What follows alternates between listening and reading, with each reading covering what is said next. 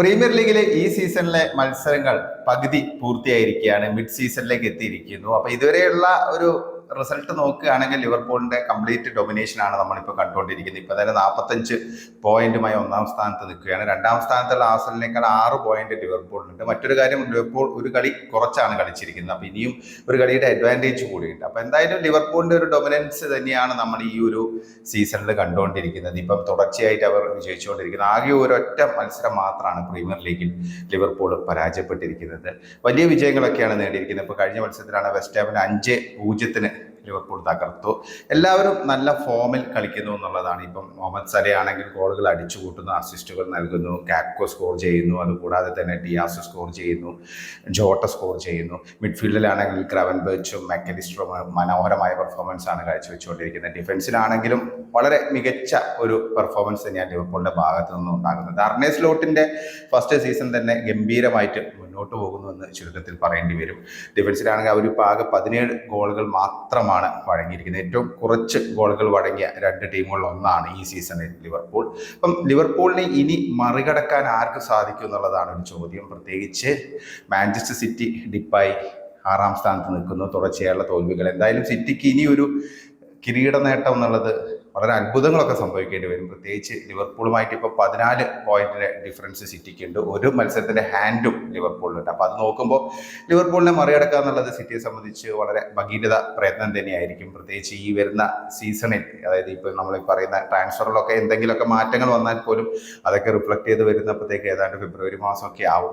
അപ്പോൾ അതാണ് നിലവിലൊരു പോയിന്റ്. ഇപ്പം നോക്കുന്നത് ആർസണലിനൊരു ഇടയ്ക്കൊന്ന് താഴോട്ട് പോയെങ്കിൽ ഇപ്പോൾ വീണ്ടും തുടർ വിജയങ്ങളുമായിട്ട് നല്ല രീതിയിൽ മുന്നോട്ട് പോവുകയാണ്. പിന്നെ അവർക്കുള്ള ചെറിയൊരു ആശങ്ക സാക്കയുടെ പരിക്ക് മാത്രമാണ്.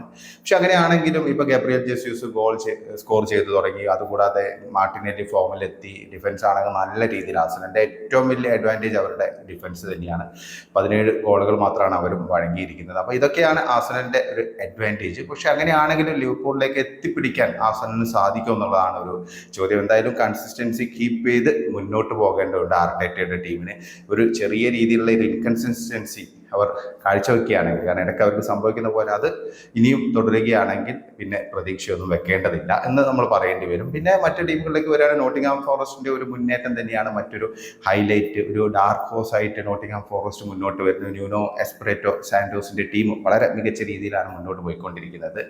അവരെ തോൽപ്പിക്കാൻ വളരെ ബുദ്ധിമുട്ടുള്ള ഒരു ടീമാണ്, ആ കാര്യത്തിൽ സംശയമില്ല. അവരാണെങ്കിൽ നിർണായകമായുള്ള വിജയങ്ങളൊക്കെ നേടി ഇപ്പോൾ പോയിന്റ് ടേബിളിൽ 3ാം സ്ഥാനത്ത് നിൽക്കുന്നവർക്ക് 37 പോയിന്റ് ഉണ്ട് 19 മത്സരങ്ങളിൽ നിന്ന്. പക്ഷേ സാന്റോയുടെ ഒരു പൊതുവെയുള്ള ഒരു ഹിസ്റ്ററി നമുക്കറിയാം. കാരണം ഒരു കൺസിസ്റ്റൻസി അദ്ദേഹത്തിന് കീപ്പ് ചെയ്യാൻ പറ്റുമോ എന്നുള്ളതാണ് ഒരു ചോദ്യം. പ്രത്യേകിച്ച് 1-2 താരങ്ങൾക്കൊക്കെ എന്തെങ്കിലും പരിക്കൊക്കെ പറ്റുകയാണെങ്കിൽ തന്നെ അവരുടെ ആ ഒരു ഡ്രീം റണ്ണിനെ അത് ബാധിക്കും എന്നുള്ള കാര്യത്തിൽ സംശയമില്ല. അപ്പോൾ അതാണ് ഒരു ചോദ്യം. ഇനിയുള്ള സെക്കൻഡ് പാർട്ടിൽ, അതായത് ഇനി വരുന്ന 19 മത്സരങ്ങളിൽ ഈ ഒരു പെർഫോമൻസ് ഫോറസ്റ്റിന് കാഴ്ചവെക്കാൻ കഴിയുമോ എന്നുള്ളതാണ് ചോദ്യം. എന്തായാലും ടോപ്പ് 4 എന്നുള്ള ചാമ്പ്യൻസ് ലീഗ് ബെർത്ത് എന്നുള്ള ആ ഒരു ചരിത്ര നേട്ടമൊക്കെ ആയിരിക്കും അവർ ലക്ഷ്യമിടുന്നത്. അപ്പം അതുകൊണ്ട് തന്നെ ആ ഒരു റിസൾട്ടിലേക്കായിരിക്കും അവരുടെ ഒരു നോട്ടം എന്ന് നമ്മൾ പറയേണ്ടി വരും. പിന്നെ മറ്റു ടീമുകൾ എന്ന് പറഞ്ഞാൽ ഇപ്പം ചെൽസിയുടെ ഒരു വമ്പൻ മുന്നേറ്റം, അതിനുശേഷം ഇപ്പോൾ അവസാനമായിട്ട് ഒരു വൻ തകർച്ച എന്ന് തന്നെ പറയേണ്ടി വരും. കാരണം തുടർച്ചയായിട്ട് 2 മത്സരങ്ങൾ പരാജയപ്പെട്ടിരിക്കുക. വലിയ പ്രതീക്ഷയോടെ ഒരു ടൈറ്റിൽ കണ്ടന്റേഴ്സ് ആവും നമ്മൾ പ്രതീക്ഷിച്ചിരുന്ന ഒരു ടീമാണ് ചെൽസി. അവരുടെ കോച്ച് എൻസോ മറസ്ക ഇടയ്ക്കിടയ്ക്ക് പറയുന്നു ഞങ്ങൾ ടൈറ്റിൽ കണ്ടന്റേഴ്സ് എല്ലാം അദ്ദേഹം പറഞ്ഞെങ്കിലും നമ്മളെല്ലാവരും പ്രതീക്ഷിച്ചിരുന്നത് ഇത്തവണ ലിവർപൂളിന് ഒരു വെല്ലുവിളി ഉയർത്താൻ ചെൽസിക്ക് സാധിക്കുന്നു. അത്രയും മികച്ച രീതിയിലായിരുന്നു യുവനിര കളിച്ചുകൊണ്ടിരുന്നത്. പക്ഷെ അവസാന 3 മത്സരങ്ങൾ അവർക്ക് വിജയിക്കാൻ സാധിച്ചില്ല. 2 മത്സരങ്ങളിൽ പരാജയപ്പെട്ടു. അതുകൂടാതെ തന്നെ അതിന് മുമ്പത്തെ മത്സരത്തിൽ സമനിലയായിരുന്നു. അപ്പം ഈ ഒരു പ്രശ്നം തന്നെയാണ് ചെൽസി അഭിമുഖീകരിച്ചുകൊണ്ടിരിക്കുന്നത്. കാരണം നന്നായിട്ട് കളിച്ചുകൊണ്ടിരിക്കുമ്പോൾ പെട്ടെന്ന് ഉഴപ്പി കളിക്കുന്ന ഒരു അവസ്ഥയിലേക്ക് പോകുന്നു എന്നുള്ളതാണ്. ഡിഫൻസിലെ പ്രശ്നങ്ങളൊക്കെ ചെൽസിക്ക് പ്രോബ്ലം തന്നെയാണ്. അപ്പോൾ അത് ഇനിയും അഡ്രസ്സ് ചെയ്യപ്പെടേണ്ട, അത് ഈ ഒരു ട്രാൻസ്ഫർ വിൻഡോയിൽ എത്രത്തോളം അഡ്രസ്സ് ചെയ്യപ്പെടും എന്ന് നമുക്കറിയില്ല. പിന്നെ മറ്റു ടീമുകളിലേക്ക് വരികയാണ്. ഇപ്പോൾ ന്യൂകാസിലിന്റെ ഒരു പെർഫോമൻസ് ആണ്. ന്യൂകാസിൽ നല്ലൊരു തിരിച്ചുവരവാണ് നടത്തിയിരിക്കുന്നത്. ഇടയ്ക്ക് ഒന്ന് താഴോട്ട് പോയെങ്കിൽ അവരിപ്പോൾ തുടർച്ചയായിട്ട് 4 മത്സരങ്ങൾ വിജയിച്ച് ഏറ്റവും ഒടുവിൽ മാഞ്ചസ്റ്റർ യുണൈറ്റഡിനെ 2-0 പരാജയപ്പെടുത്തി എഡ്ഡി ഹോവിൻ്റെ ടീം വളരെ കൺസിസ്റ്റൻസി എന്നുള്ള രീതിയിലേക്ക് വന്നുകൊണ്ടിരിക്കുകയാണ്. അവർക്കിപ്പം 4 മത്സരങ്ങൾ, അവസാന 4 മത്സരങ്ങൾ അവരൊറ്റ ഗോൾ പോലും വഴങ്ങിയില്ല എന്നുള്ളതാണ് മറ്റൊരു വസ്തുത. അപ്പോൾ ന്യൂകാസിലിനെ നമുക്ക് ചെറുതായിട്ട് കാണാൻ പറ്റില്ല. മികച്ച ടീമാണ്. ബ്രൂണോ ഗിമറൈസൊക്കെ മിഡ്ഫീൽഡിൽ നല്ല രീതിയിൽ കളിക്കുന്നു ജോലിൻ്റെ, പിന്നെ അതുകൂടാതെ മുന്നേറ്റ നിരയിൽ ഇസാക്കിൻ്റെ സാന്നിധ്യം. അപ്പോൾ അവരെ നമുക്കൊരിക്കലും എഴുതിത്തള്ളാൻ പറ്റില്ല. കാരണം അവർ ഇത്തവണ ടോപ്പ് 4 എന്നുള്ള രീതിയിലേക്ക് ആ ഒരു കണ്ടൻറ്റേഴ്സായി വരാനുള്ള ഒരു സാധ്യതയാണ് കാണുന്നത്. കാരണം ആ ഒരു കൺസിസ്റ്റൻസി അവർക്ക് സെക്കൻഡ് പാർട്ടിൽ അല്ലെങ്കിൽ ആ സെക്കൻഡ് പാർട്ടിനോട് അടുക്കുമ്പോൾ കണ്ടെത്താൻ സാധിച്ചിട്ടുണ്ട്. അപ്പോൾ അതൊരു പോയിന്റ് തന്നെയാണ്. പിന്നെ സിറ്റിയുടെ ഒരു വീഴ്ച പ്രത്യേകിച്ച് പറയേണ്ടത് നമ്മൾ മുൻ വീഡിയോകളിലൊക്കെ പറഞ്ഞു കഴിഞ്ഞതാണ്. ഇപ്പോൾ കഴിഞ്ഞ മത്സരത്തിൽ വിജയിക്കാൻ സാധിച്ചെങ്കിൽ പോലും, ലെസ്റ്ററിനെ തോൽപ്പിക്കാൻ സാധിച്ചെങ്കിൽ പോലും അവരുടെ പെർഫോമൻസ് ഒന്നും പഴയ ആ ഒരു അവസ്ഥയിലേക്കൊന്നും എത്തിയിട്ടില്ല. അപ്പം ഇനി എന്തെങ്കിലുമൊക്കെ മാറ്റങ്ങൾ വന്നാൽ, അതായത് ഈ ട്രാൻസ്ഫർ വിൻഡോയിൽ എന്തെങ്കിലുമൊക്കെ മാറ്റങ്ങൾ വന്നാൽ മാത്രമേ നമുക്ക് സിറ്റിയുടെ കാര്യത്തിൽ ഒരു പെട്ടെന്നൊരു മാറ്റം പ്രതീക്ഷിക്കേണ്ടുള്ളൂ.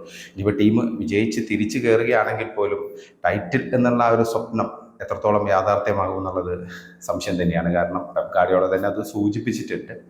പിന്നെ ഈ ഒരു ഫുൾഹാമിൻ്റെയും ബോൺമൗത്തിൻ്റെയും ഒക്കെ ഒരു പെർഫോമൻസ് ആണ്. നിലവിൽ ബോൺമൗത്ത് 7ാം സ്ഥാനത്തും ഫുൾഹാം 8ാം സ്ഥാനത്തും ഉണ്ട്. അപ്പോൾ അവർ നല്ല രീതിയിൽ തന്നെ കളിക്കുന്നുണ്ട്. പ്രത്യേകിച്ച് വമ്പൻ ടീമുകൾക്ക് വെല്ലുവിളി ഉയർത്തുന്ന രീതിയിലാണ് അവരുടെ ഒരു പെർഫോമൻസ് എന്ന് നമ്മൾ ഇതുവരെയുള്ള ഒരു പകുതി മത്സരങ്ങൾ കഴിഞ്ഞപ്പോൾ നമുക്ക് പറയാൻ പറ്റും. പിന്നെ ടോട്ടൻഹാം എന്ന് പറഞ്ഞാൽ കൺസിസ്റ്റൻസി ഇല്ലാത്തൊരു ടീമാണ്. അത് പൊതുവേ അങ്ങനെയൊക്കെ തന്നെയാണ്. ചിലപ്പോൾ വമ്പന്മാരെ പരാജയപ്പെടുത്തും, എന്നാൽ അടുത്ത മത്സരങ്ങൾ ദുർബലരോട് പരാജയപ്പെടും. ഡിഫൻസിലൊക്കെ അവർക്ക് പ്രശ്നങ്ങളുണ്ട്, താരങ്ങളുടെ പരിക്കൊക്കെ അവരെ ബാധിച്ചിട്ടുണ്ട്. പോസ്റ്റക്കോഗ്ലുവിന് ആ ഒരു ടീമിനെ കറക്റ്റായിട്ടൊരു സെറ്റ് ചെയ്ത് കൊണ്ടുപോകാൻ പറ്റുന്നില്ല. പലപ്പോഴും അവരുടെ പെർഫോമൻസ് പ്രഡിക്റ്റബിൾ അല്ല. അപ്പോൾ അതിങ്ങനെ തുറന്നുകൊണ്ടിരിക്കുകയാണ്. ഇപ്പോൾ 11ാം സ്ഥാനത്താണ് ബ്രൈറ്റൺ, 10ാം സ്ഥാനത്തും 11ാം സ്ഥാനത്തും ടോട്ടൻഹാമും നിൽക്കുന്നു എന്നുള്ളതാണ്. മാഞ്ചസ്റ്റർ യുണൈറ്റഡിന്റെ കാര്യമാണ് ഏറ്റവും ദയനീയം. നിലവിൽ ഇപ്പം 22 പോയിന്റ് ഉള്ളത്. 19 മത്സരങ്ങൾ കഴിഞ്ഞ് 14ാം സ്ഥാനത്ത് നിൽക്കുന്നു. 18ാം സ്ഥാനത്ത് നിൽക്കുന്ന ഇസ്പിച്ച് ടൗൺ, അതായത് റിലഗേഷൻ സോണിന്റെ തുടക്കത്തിൽ നിൽക്കുന്ന ഇസ്പിച്ച് ടൗണുമായിട്ട് വെറും 7 പോയിന്റ് ഡിഫറൻസ് ആണ് യുണൈറ്റഡിനുള്ളത്. അപ്പം അമോറിം തന്നെ സൂചിപ്പിച്ചു കഴിഞ്ഞ് എന്തും സംഭവിക്കുക എന്നുള്ളത്. കാരണം അത് അദ്ദേഹത്തിന്റെ ഒരു നിരാശ തന്നെയാണ്. കാരണം വലിയ പ്രതീക്ഷയോടെ വന്നൊരു കോച്ചാണ്. പക്ഷെ ഇങ്ങനെയൊരു ദയനീയമായ അവസ്ഥയിലാണ് യുണൈറ്റഡ് പോകുന്നതെന്ന് അദ്ദേഹത്തിന് ഇപ്പോഴാണ് മനസ്സിലായതെന്ന് തോന്നുന്നു. കാരണം നിലവിലിപ്പം അമോറിമിന് കീഴിൽ 8 മത്സരങ്ങളാണ് കളിച്ചത്. ഈ 8 മത്സരങ്ങളിൽ 5ലും, അതായത് പ്രീമിയർ ലീഗിലെ 8 മത്സരങ്ങളിൽ 5ലും യുണൈറ്റഡ് പരാജയപ്പെട്ടിരിക്കുകയാണ്. അപ്പോൾ കഴിഞ്ഞ മത്സരത്തിൽ ന്യൂകാസിലിന് 2-0 തോറ്റു. ഇനി വരുന്നത് ലിവർപൂളാണ്. അപ്പോൾ യുണൈറ്റഡിന്റെ ഒരു കളിയിലൊരു പ്രകടമായ മാറ്റമൊന്നും നമുക്ക് കാണാൻ സാധിക്കില്ല. താരങ്ങൾ പഴയതുപോലെ തന്നെ ഉഴപ്പി കളിക്കുന്നു. അമോറിം വന്ന സമയത്ത് ഒരു എനർജി ഉണ്ടായിരുന്നു. അത് 2 കളി കഴിഞ്ഞപ്പോൾ തന്നെ അത് പോയി എന്നുള്ളതാണ്.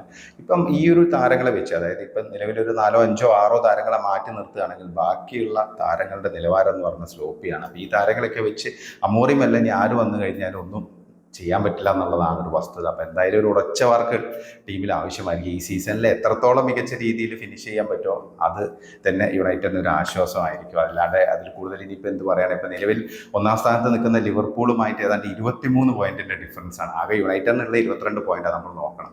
അപ്പോൾ എന്തായാലും അതിലൊരു മാറ്റം, വലിയൊരു മാറ്റം, ടീമിലൊരു കംപ്ലീറ്റ് ഒരു ശുദ്ധികലശം തന്നെയാണ് ആരാധകർ ആഗ്രഹിക്കുന്നത്. പിന്നെ റെലഗേഷൻ ബാറ്റിൽ എന്ന് പറഞ്ഞു കഴിഞ്ഞാൽ, റെലഗേഷൻ ബാറ്റിൽ ഇപ്പം നിലവിൽ സതാംപ്ടന്റെ കാര്യത്തിൽ ഏതാണ്ട് തീരുമാനമായിട്ടുണ്ട്. വെറും 6 പോയിന്റ് മാത്രമേ ഉള്ളൂ. പിന്നെ ലെസ്റ്റർ സിറ്റി ആണെങ്കിലും ഇപ്സ്വിച്ച് ടൗൺ, എവേർട്ടൺ, പിന്നെ വോൾസ്, ഇവർ തമ്മിലായിരിക്കും റെലഗേഷൻ ആര് രക്ഷപ്പെടും എന്നുള്ളത് നമ്മൾ കണ്ടറിയേണ്ടി വരും. അതിനൊപ്പം ക്രിസ്റ്റൽ പാലസും യുണൈറ്റഡും ഏതാണ്ട് ഒരു ഡേഞ്ചർ സോണിൻ്റെ അടുത്ത് നിൽക്കുന്നു എന്നുള്ളതാണ് ഒരു യാഥാർത്ഥ്യം.